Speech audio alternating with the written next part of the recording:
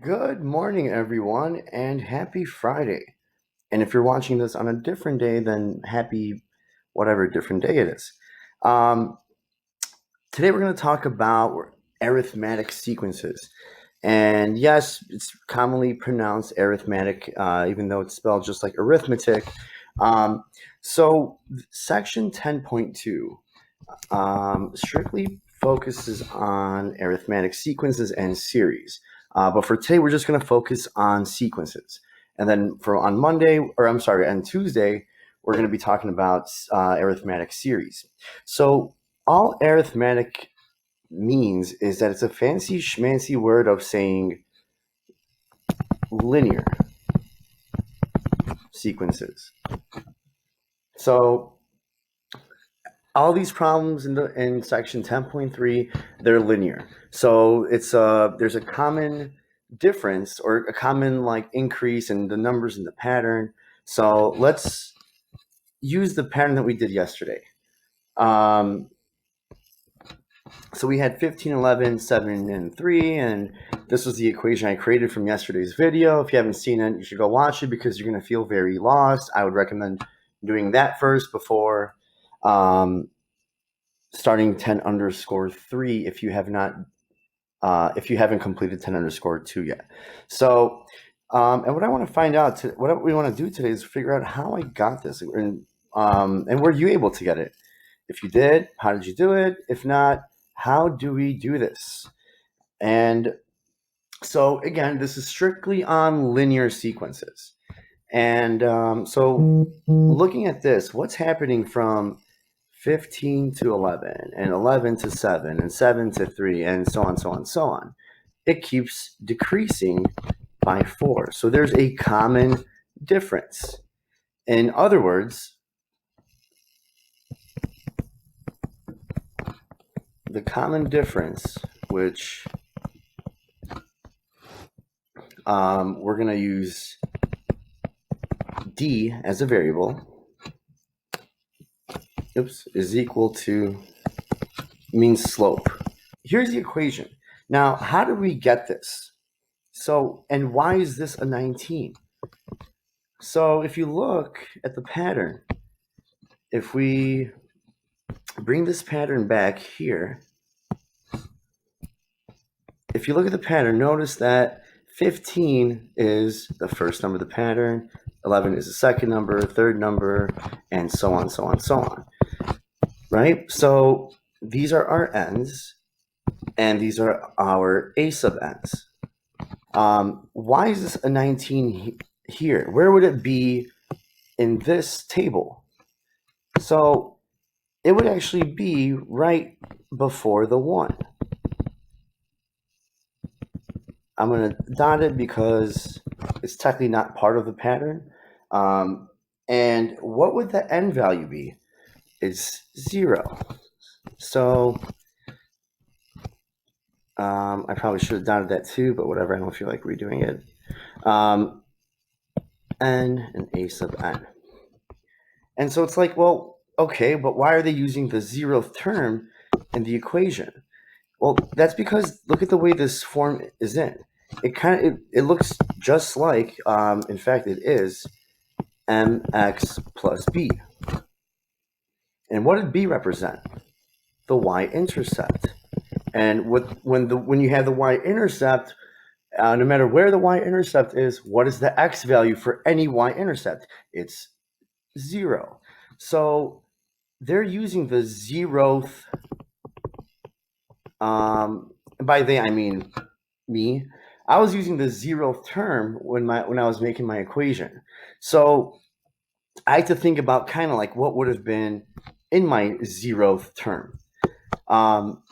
So now with arithmetic sequences or linear sequences, it's easier to derive what the 0th term is, because since our pattern was subtracting 4 each time, all I really had to do was just add 4 to figure out what my y-intercept was.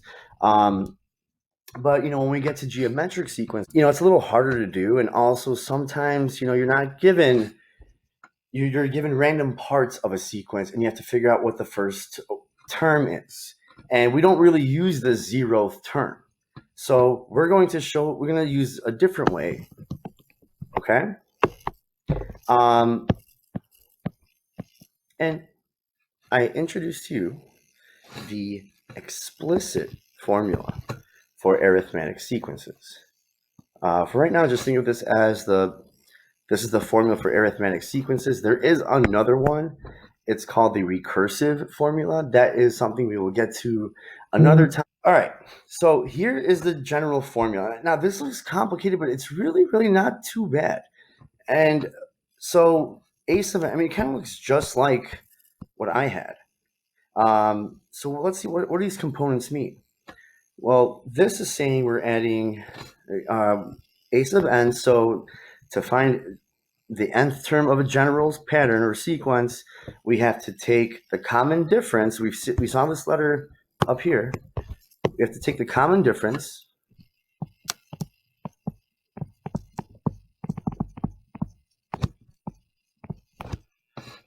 okay, multiply it by the quantity n minus 1. N is, whichever number you're plugging in, which by now you should know what n means, but they're subtracting 1 with n. Why are they subtracting 1 with n, and how come here they're not? So, and this a sub 1 means your first term. So to find any nth term,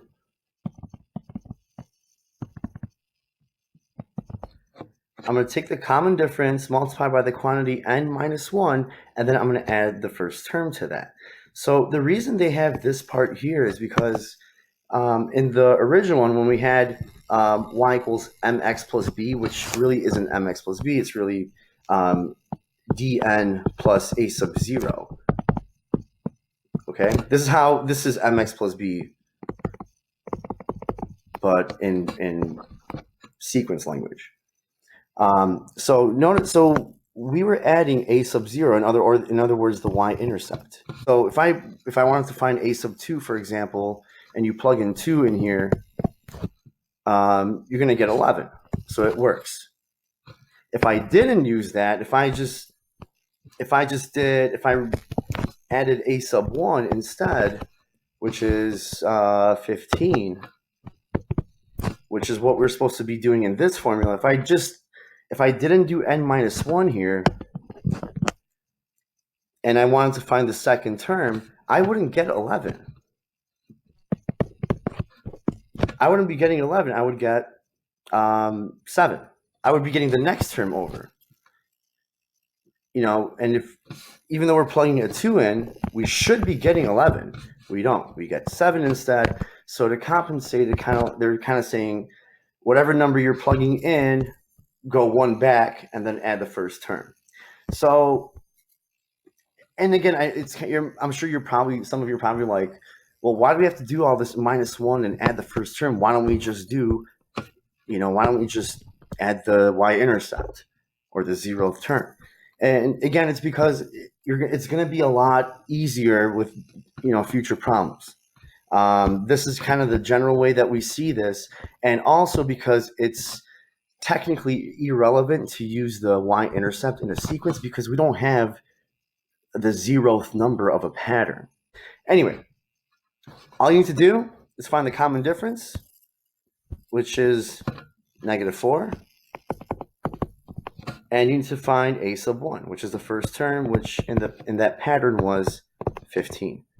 So a sub n is equal to -4 n minus 1 plus 15. And that's your explicit formula. But Mr. Bonney, it doesn't look the same as this one. Watch this. Now, if you wanted to, you don't have to do this. This is a perfect answer. Like, I love this answer. Final answer. Beautiful handwriting.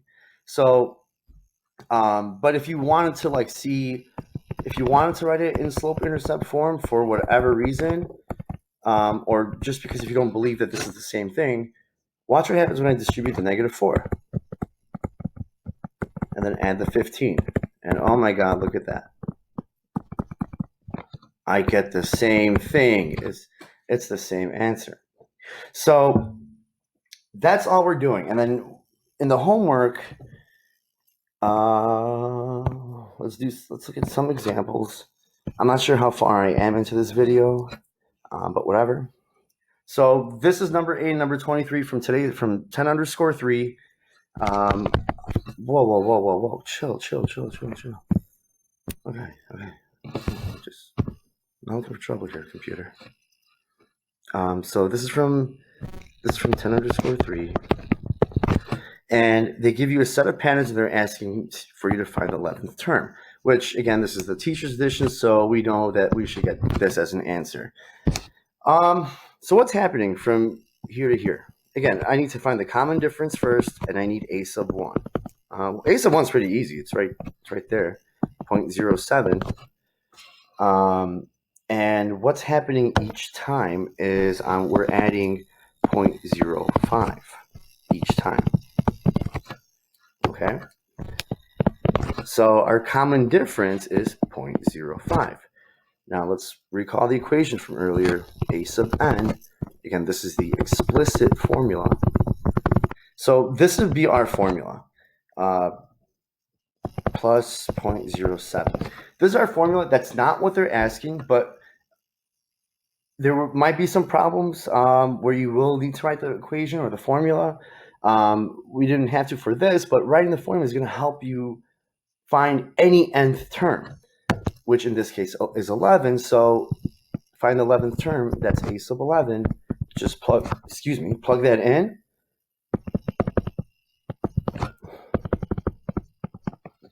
Okay, this is going to be 10, which multiplied by 0.5. 0.05 will just be 0.5 plus 0.07. And look at that.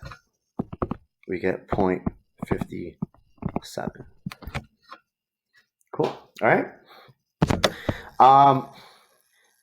And let's do a tough one now. In number 23, they give you two terms. They give you a sub 17 is that, and a sub 32 is 95 over 6. So if you can think of these as because these are arithmetic sequences, it's given, and this whole section is called 10.2 arithmetic sequences in series. So basically every problem in here in the homework is going to be linear, because that's what arithmetic means. So if you know this is linear, I can think of these as points. When x is 17, my y value is 25 over 3. And then when x is 32, I should be saying I'm such a bad person. Okay? And to find a sub 1 and d, well, let's find what the slope is. Okay, so y2 minus y1 over x2 minus x1, and I'm gonna write it like this. Did you guys hear my air freshener just go off? I think it's trying to tell me something. Okay. Which I'm just gonna do this on the calculator. Watch, I'm gonna put parentheses because I want to do this in one step. 95 over 6 minus 25 over 3. Close parentheses. All over. Make a new parentheses. 32 minus 17, not 332. Come on, computer. I'm already 15 minutes into what should be a 5-minute video. All right. Enter. I get 0.5. You can do math. Enter if you wanted to. And we get 1/2. So D is 1/2. Okay. So now all we need is a sub 1. I need to find the first term. How am I going to find that? If I know my common difference is 1/2, and I know that the 17th number is 25/3, I could technically just keep subtracting 1/2. Ain't nobody got time for that. So let's go back to our beloved explicit formula, which in this case would be a sub n is equal to the common difference, which now we know is 1/2, n minus 1 plus a sub 1. So we're trying to find a sub 1. And again, even though they didn't say anything about writing the equation, you'll notice that with these problems, a lot of times you will be referring back to making an explicit formula to help you make things a lot easier. And let's see. So I can pick one of these points and plug it in and solve for a sub 1. Let's pick, I don't know, I'll just pick this one. Okay, so we know that n is 17 and a sub n is 25/3. In other words, the 17th number of the pattern is 25/3. So I can put that over here, and I can put that 17 over there. A sub n, which is 25/3, equals 1/2 17 minus 1 plus a sub 1. And all you got to do now is solve for a sub 1. This would be 6. This part would simplify to 16 times with half. That's going to be 8. Okay, subtract 8 from both sides, and so 25 over 3 minus 8. Math, enter, enter, and we get 1/3. So a sub 1 equals 1/3. Sweet. Now let's see, what are they asking for? Write the first 5 terms of the sequence. Or find a sub 1, find a sub 1 and d, and then write the first 5 terms of the sequence. So a sub 1 is 1/3. We already knew d was 1/2. And if this is a sub 1, a sub 2 would be, just add a half to that, okay? And whatever that is. And just to show you a quick way of doing this, on the calculator, we did 1/3 plus 1/2 equals that. Actually, you know what? Let me try this. Math, enter, enter. Okay, and then now I'm going to add 1/2, and then math, enter, enter. So notice how it says answer plus 1/2. Now, every time I press enter, it's going to take the previous answer and add 1/2, and hopefully it's going to change to a fraction. It does. Awesome. Now you can keep pressing enter, enter, enter, and then we are good. So you only needed 5, and I did 1,000. But if you see, I think those are the answers on the thing. Yep. There you go. That's it. We're having Zoom today at 1:15. Remember, we have a different Friday schedule now. Hope to see you all there. If I don't, have a great weekend. And remember, again, no assignments on Monday. Look, you will have your next assignment posted on Tuesday. All right, guys. Mr. B-Man is out of here. Deuces.